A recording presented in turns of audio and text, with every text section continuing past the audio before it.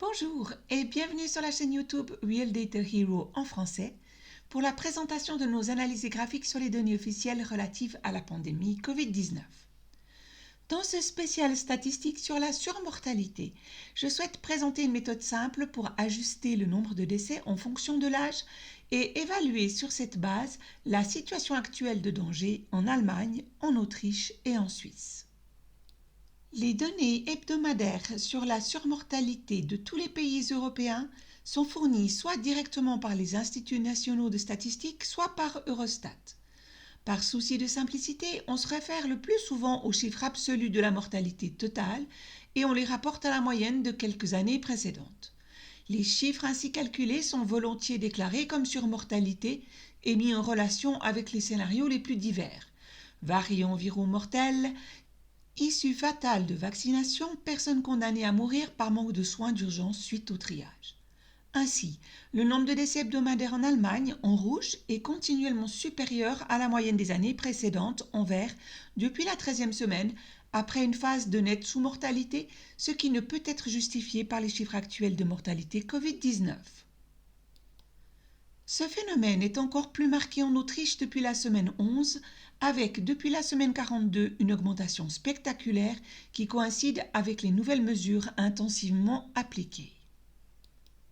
En revanche, la Suisse est restée continuellement en dessous ou dans la fourchette normale de la moyenne des années précédentes de la semaine 4 à la semaine 31. Depuis, la tendance semble s'inverser quelque peu en défaveur du nombre de décès, malgré l'introduction de l'obligation de certificat et de nouveaux renforcements des mesures. Le nombre total de décès, tout groupe d'âge confondu dans les données mises à disposition par Destatis, est actuellement de 852 333. Si nous souhaitons savoir comment classer cette valeur intermédiaire et remplissons les 7 semaines restantes avec ce chiffre hebdomadaire actuel, nous obtiendrons un total annuel de 997 058. Si nous utilisons les valeurs de l'année précédente, la barre du million serait dépassée avec 1 10 431. On remarque immédiatement qu'au cours des semaines 46 et 47, la valeur des années précédentes était encore inférieure à la valeur de la semaine 45 de cette année. Les cris d'alarme insistants se confirment-ils donc? Quelle est la direction à prendre? A-t-on systématiquement et de façon générale essayé de tirer les leçons des éventuelles erreurs commises l'hiver précédent? Mais tout d'abord, les statisticiens s'arrachent les cheveux à l'idée de faire de telles déclarations à partir de chiffres absolus. Si l'on considère l'évolution du nombre d'habitants dans les 5 groupes d'âge les plus élevés, on constate de très grandes différences qui montrent une baisse de 621 356 chez les 75 à 80 ans, mais une augmentation de 318 905 chez les 80 à 85 ans. Il est évident que cela aura des répercussions très différentes sur la mortalité de ces groupes d'âge. Considérons donc la période en question des 6 dernières semaines.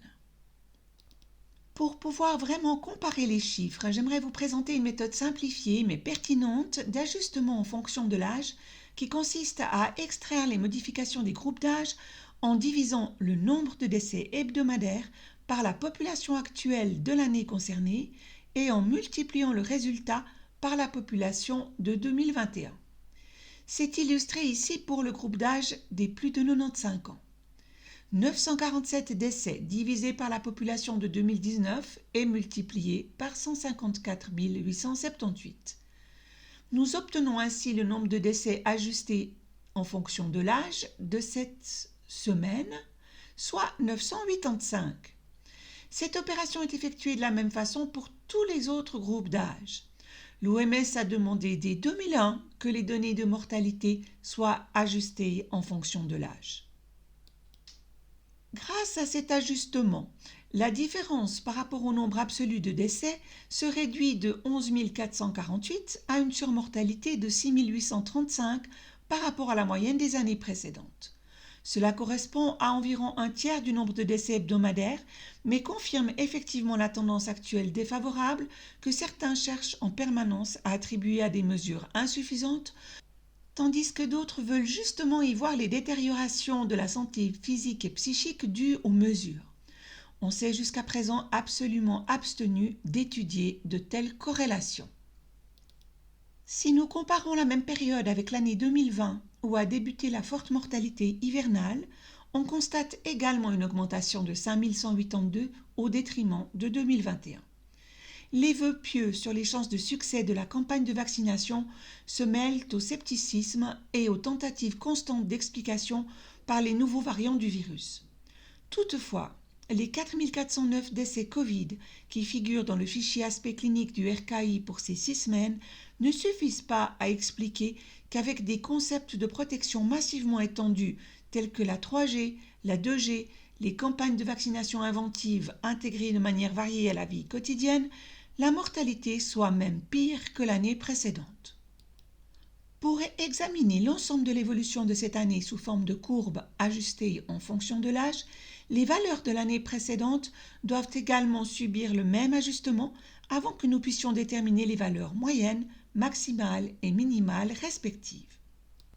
Nous voyons ici que la tendance à la surmortalité permanente ne se confirme pas, mais que les dernières semaines pendant lesquelles les mesures ont été renforcées montrent une tendance à la hausse. Ce qui est particulièrement frappant, ce sont les colonnes bleues qui indiquent le nombre de cas diagnostiqués au moyen de la stratégie de test. Les chiffres d'infection d'une maladie mortelle devraient être en corrélation directe avec le nombre total de décès, ce qui n'est absolument pas le cas et dévalorise plutôt le nombre de cas. Un simple jeu de chiffres diagnostiques de laboratoire. Pour l'Autriche également, la surmortalité actuelle doit être examinée en tenant compte de l'âge. Comme les groupes d'âge détaillés ne sont disponibles chez Eurostat que jusqu'à la semaine 43, je prends en compte la période de la semaine 38 à 43, avant la nouvelle augmentation dramatique actuelle. Il en résulte déjà une surmortalité de 762, presque 2 fois plus élevée que les 408 décès Covid-19 déclarés et qui correspond à la période où les mesures ont été drastiquement renforcées. Quelques autres détails sautent aux yeux. Le nombre de décès chez les enfants et les jeunes adultes de moins de 24 ans et de 66 soit nettement moins que la valeur ajustée en fonction de l'âge de 82 en 2019. Comme aucun décès n'est lié au Covid-19 dans ces groupes d'âge, toute intervention médicale est contre-indiquée sur le plan bénéfice-risque compte tenu de l'inexistence d'une menace vitale liée au Covid-19. Dans le groupe d'âge des actifs de 25 à 64 ans, le nombre total de décès est nettement inférieur à celui de 2019, dont seulement 60 décès Covid pour un total de 1277 contre 1344 en données ajustées en fonction de l'âge. Et là aussi, les professionnels de la santé agissant de manière responsable et les décisions des politiques doivent accorder la plus haute priorité à la protection de la santé de toutes les personnes concernées. Les mesures prises en Suisse sont en permanence alignées sur la manière de procéder de ses voisins sans tenir compte de la situation concrète dans le pays. Ce calcul, selon la méthode déjà connue de l'ajustement en fonction de l'âge, montre si les chiffres de la situation actuelle justifient les mesures. Comme l'indiquait déjà la courbe des chiffres absolus, il existe même en Suisse, pour la période écoulée de 6 semaines, une sous-mortalité de 301 décès par rapport à 2019, qui était déjà une année douce. La menace vitale que représente le Covid-19 pour les enfants est nulle et le nombre total de décès est également au niveau de l'année précédente, de sorte que tout risque supplémentaire est réfuté. Dans le groupe d'âge actif de 20 à 64 ans, le nombre total de décès est aussi nettement inférieur au niveau de l'année précédente et les 29 décès attribués au Covid doivent être évalués dans le contexte de la sous-mortalité existante.